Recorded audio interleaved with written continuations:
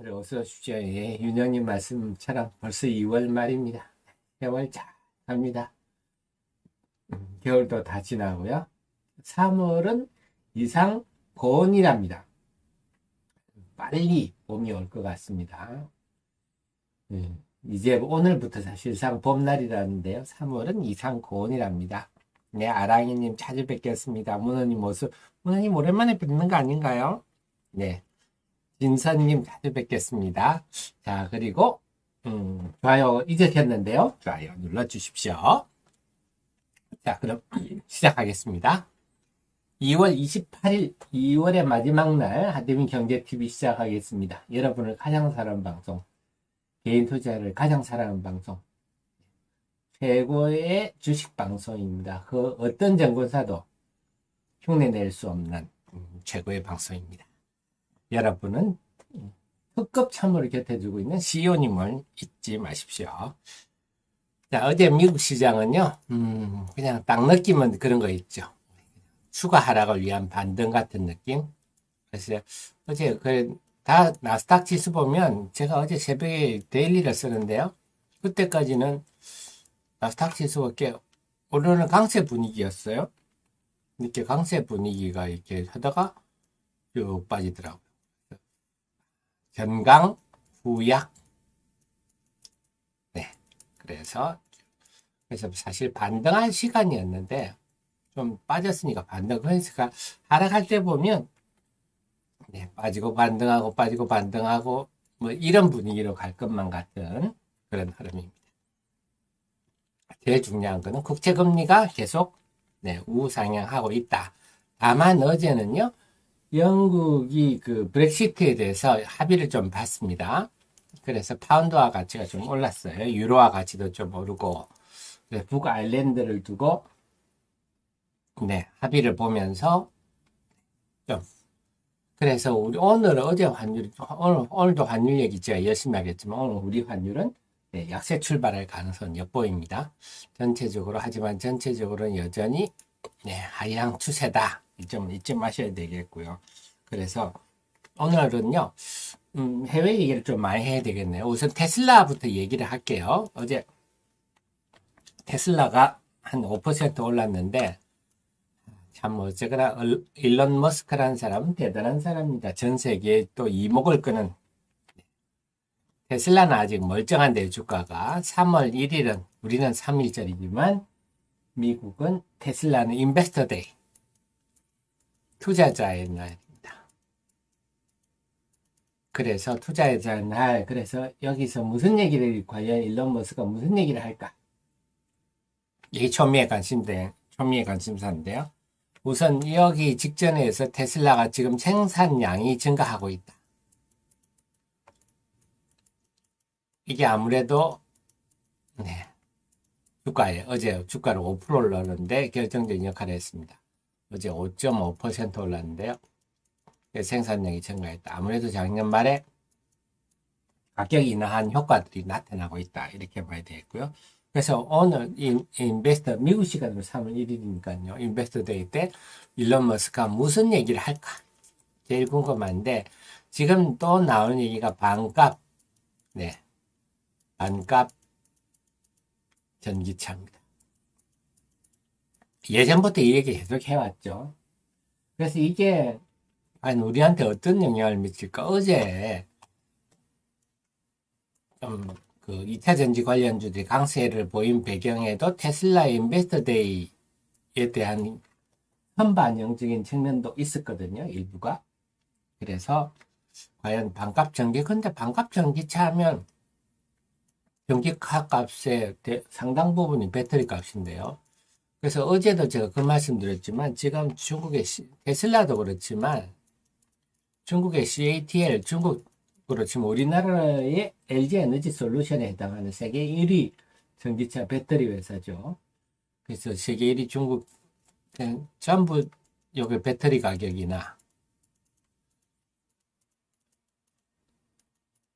얘기 나왔죠. 테슬라도 반값 전기차.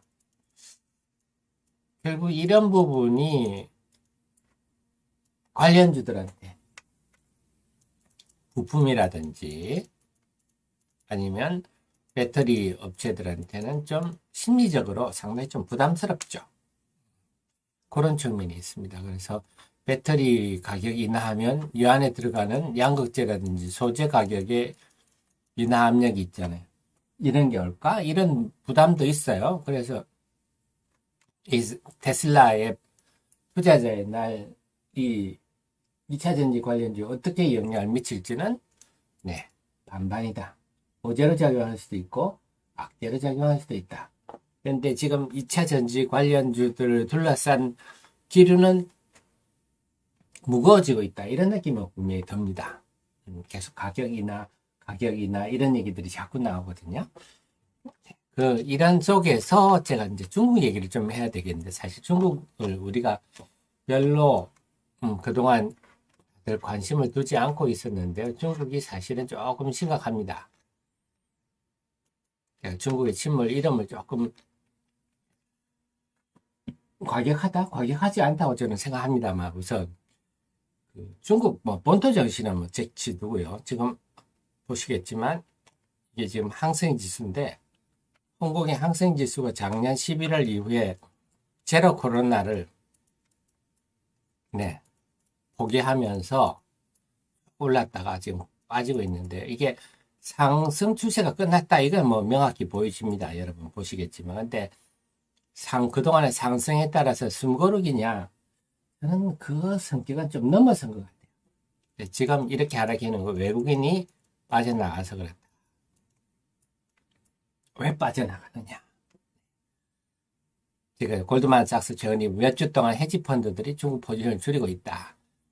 이건 여러 군데에서 나오는데 기본적으로 제일 큰 게 최근에 나온 것 중에 중국 당국이 자국 기업에 대해서 글로벌 사기법인과 계약을 피하라.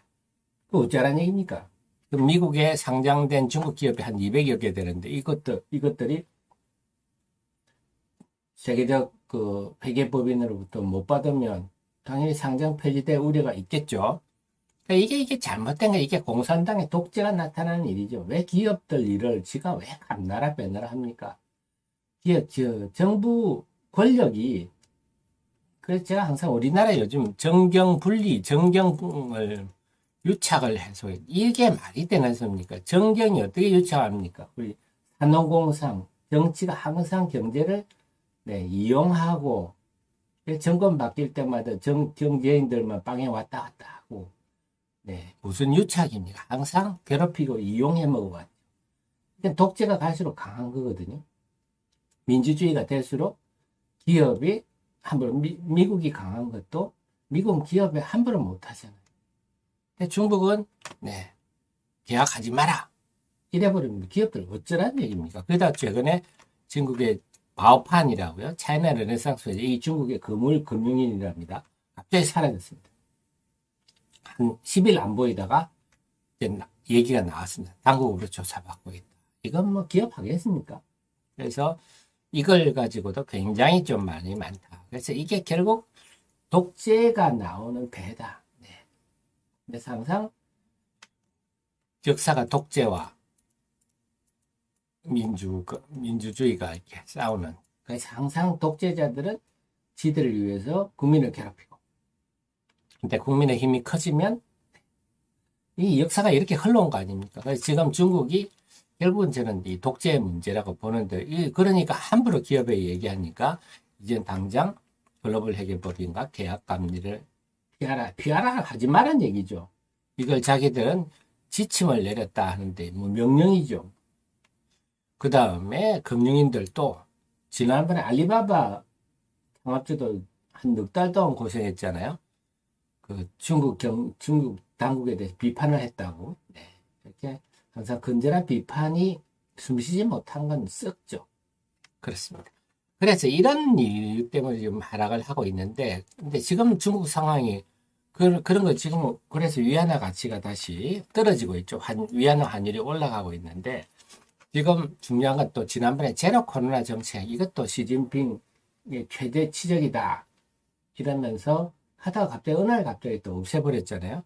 제로 코로나 하면서 이제는 중국의 공급망에 대한 신뢰가 완전히 사라져 버렸지 않습니까?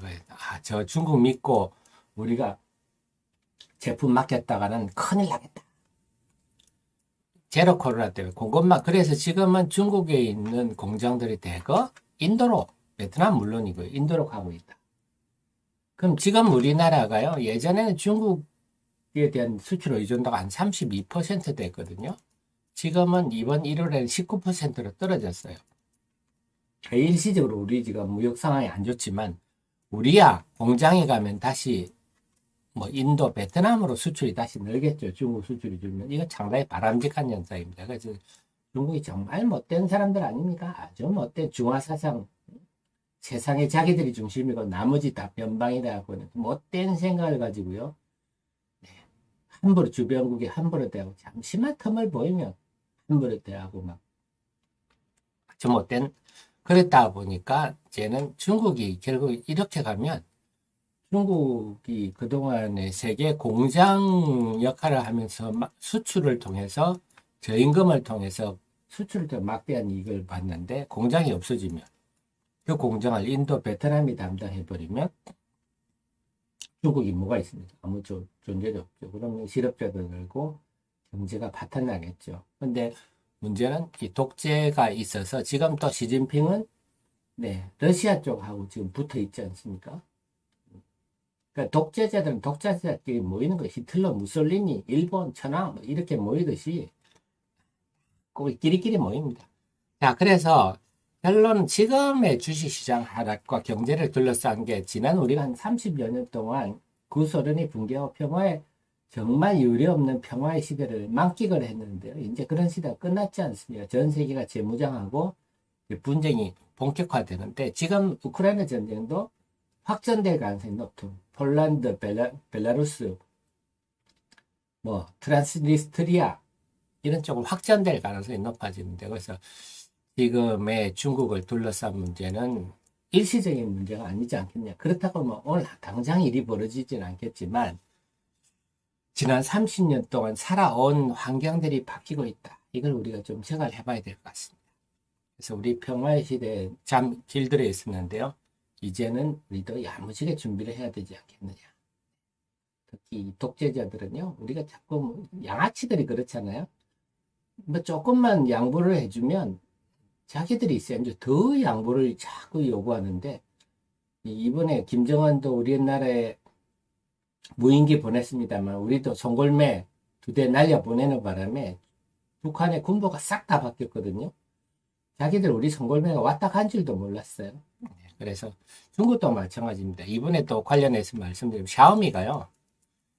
참 이게 중국의 속성을 보여주는데 샤오미가 이번에 이역화소 이미지 센스죠. 이미지 센스를 이역화소를 원래 샤오미가 삼성 걸 썼어요. 삼성이 이번에 이역화소를 하다가 샤오미가 이제는 소니에 갈아탔어요.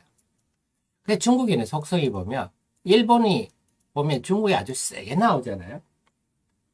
세게 나오니까 일본은 무시를 못합니다. 우리나라처럼 말이죠. 좀 부드리하게 해주면 우리나라에 함부로 그 경찰서를 한강 위에 만들고 이런 짓을 하는데요. 일본은 세게 나오는데 그 중국이 의외로 일본에 이렇게 이번에 삼성이 이미 샤오미가 이미지 센서를 삼성에서 소니로 갈아타는 바람에 그렇게 되면 우리 두산 테스나 같은 경우는 조금 타격을 받겠죠. 이미지 센서 쪽이 삼성이 지금 소니를 따라잡겠다 하고 있는데 어쨌거나 중국이 속성이 좀 이렇습니다. 중국이 2차 대전 때 일본한테 중국 사람들이 2천만 명 정도 죽었다고 하는데 그런데도 일본한테 이러네요. 어쨌거나 지금 중국에서 벌어지는 일들은 일시적인 일이 아닌가. 중장기적으로 우리는 이제 시대가 변하고 있겠구나. 이에 맞춰서 그 다음에 그러니까 싱가포르 투자청도 중국 투자를 중단했다 발표를 했지 않습니까? 여러분 그렇다고 해서 독재자가 금방 물러납니까? 그래서 이제는 여기에 맞춰서 우리가 좀 근데 이게 우리한테 좋지는 않은 게 최근에 어제 환율이 이렇게 올라갈 일은 아니었거든요. 어제 환율이 18원 올랐는데 이게 전날 이렇게 위안화가 이렇게 위안화도 중국 정부가 통제를 하죠. 위안화를 고시를 이렇게 해버리니까 환율이 이렇게 되는 거죠. 외국인들의 입장은 아직도 외국인의 입장은 한국은 중국에 대한 의존도가 높아서 매우 높다. 이렇게 보고 있거든요. 그래서 위안화와 우리 원화가 상당히 비슷하게 움직입니다. 네. 참 이것도 안타까운 일이 빨리 우리가 탈중국화를 해야 됩니다. 참 나쁜 놈들하고는 같이 하면 안 되는데요. 그러니까 환율이 어제 18원 올랐기 때문에 외국인들 보면 환율이 요즘 오르나라 어김없이 팔고 있습니다. 대규모로. 그래서 외국인 지금 환율에 굉장히 이제 민감하구나 하는 게 분명히 드러나고 있어요. 그래서 환율이 이 앞에 보면 1,300원 정도 오니까 그때부터 외국인이 흔들리기 시작했거든요.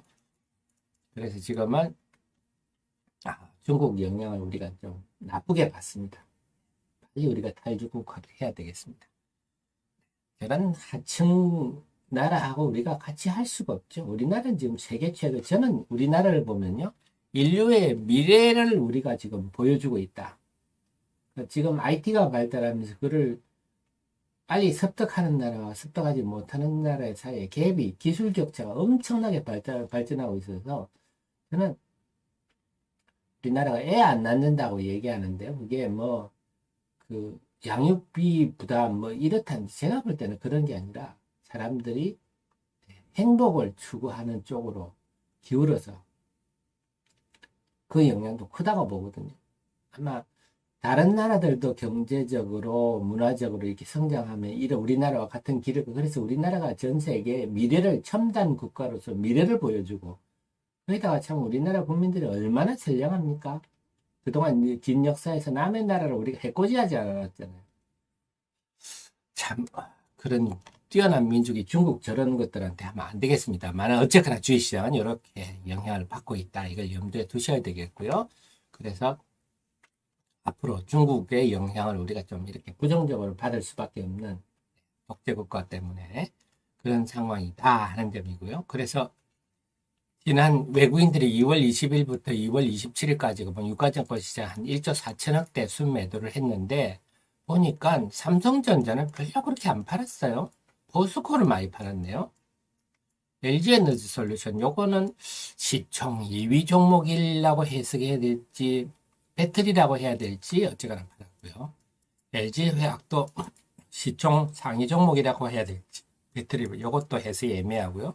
고려아연은 뭐 지금 M&A 싸움 때문에 이렇고요. 은행도 팔았네요. 그래서 외국인 보면 물론 시총 상위 종목들입니다만 꼭 시총 상위 종목들을 프로그램 매도한 건 아니다. 이렇게 봐야 돼요. 좀 의도도 있다. 그래서 외국인들이 그래서 앞으로 지금 이제 외국인들이 순매도가 이어진다고 하면 이런 종목 중심으로 매도가 나오겠네요. 우리가 볼 수가 있겠고요. 그 다음에 어제 시장을 보면 코스피가 어제 0.9% 빠졌고 코스닥은 올랐어요. 자, 이렇게 되는 이유는 외국인이죠. 외국인이 코스피는 3,200 팔고 코스닥은 어제 코스닥은 소폭 순매수했죠. 66억 순매수했나 64억 순매수, 64억을 순매수하니까 코스닥은 오르고, 그래서 외국인들이 양시장의 명함은 외국인이 갈랐다. 이렇게 볼 수가 있겠고요. 그래서 지금 그런데 그 속에서 시장 내부적으로 본다면요. 어제 에코프로에 대해서 좀 또 쇼커버링 나왔다 하는 얘기가 나왔습니다. 쇼커버링. 참 이번에 공매도 세력들이 지난번에 테슬라 한 종목에서 5조 깨졌다 그랬죠. 고소합니다만 지난주 요때 아마 공매도 세력들이 많이 들어왔던 걸로 추정됩니다. 그러다가 어제 완전히 다시 호박이 터져가지고요. 어제 주가가 16% 오르면서 또 쇼커버링이 또 발생했다는 얘기가 들어왔는데요. 이번에 2차전, 특히 테슬라 2차전지 이쪽에서 공매도 세력들이 오지게 터지네요. 고소합니다만. 그래서 시장 외부적으로 본다면 수급 쪽으로는 외국인이 양시장에 명함을 갈랐고요. 내부적으로 본다면 에코프로가 지금 시총 4위입니다. 4위. 그리고 에코프로가 움직이니까 에코프로빔 1위고요. LNF가 2위입니다. 이제 셀트리 헬스케어가 3위로 밀려났어요. 그래서 시총 1, 2, 4위가 올라가니까 네, 코스닥 지수가 상승할 수 있는 거죠. 그러나, 네, 하락 종목이 1000개가 넘습니다. 지금 어제 지수가 0.2% 올랐지만 하락 종목은 1000개가 상승이 훨씬 많다. 우리 체감 지수는 전혀 상승이 아니었다. 보면 지금 지난번에 1.9% 빠질 때 하락 종목이 1200개인데요. 엊그제 0.6% 하락할 때 1000개가 넘었고 어제도 1000개가 넘었고 그러니까 실제 체감 지수는 최소한 마이너스 1% 정도는 됐다. 지난주 금요일, 이번 주 월요일. 그래서 지금 코스닥 지수는 보면 겉은 멀쩡합니다. 코스닥이 아직 21선 위에 살아있는 것 같지만 실제적으로 체감 지수는 이 밑에 내려와 있습니다. 그리고 어제 이렇게 상승한 것은 테슬라데이 영향도 또 있다. 3월 1일 테슬라데이. 그래서 제가 볼 땐 테슬라데이를 기점으로 해서 2차 전지주들이 제가 하락 이유는 또 원인이 있다 그랬잖아요. 지금 배터리 가격이랑 전기차 가격 인하 이런 것들이 소재 가격 인하 압박을 받지 않을까 이런 생각이 들 수 있기 때문에 테슬라 데이를 계기로 해서 오히려 2차 전지 시총 상위 종목들이 쭉 빠질 가능성도 있다. 제가 어제 데일리 쓸 때는요 제법 이때 한 1.3% 오를 때였는데요 상승세를 보여 설사 네 이렇게 이 정도 상승 마감하더라도 네 화요일 우리 증시가 반등을 좀 미지수다 했는데요. 어제 미국 시장 결국은 네, 미국 시장이 어제 나스닥이 0.6% 올랐네요. 0.6% 올랐기 때문에, 계속 이렇게 해가지고 0.6% 올랐기 때문에, 오늘은, 네, 만약에 어제 미국 시장 강세에서 우리 시장 강세 출발해도 전강 후약 정도로 제가 예상을 했다. 왜냐하면 지금 중국과 외환시장 분위기가 알맹이 있다.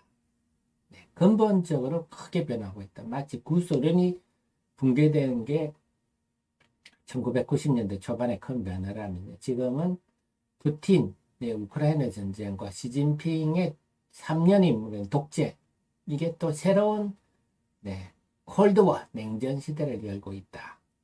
지금 경제는 이제는 중국과는 완전히 전에는 이제 미국이 지금 첨단 제품만 규제를 하는 분위기 있지만 이제부터는 일반 것까지 다 독재자들 니들끼리 살고 우리는 우리끼리 살자 이 분위기를 하고 있어서 앞으로 중기적으로 큰 변화가 시작되고 있다 이렇게 보셔야 되겠고요.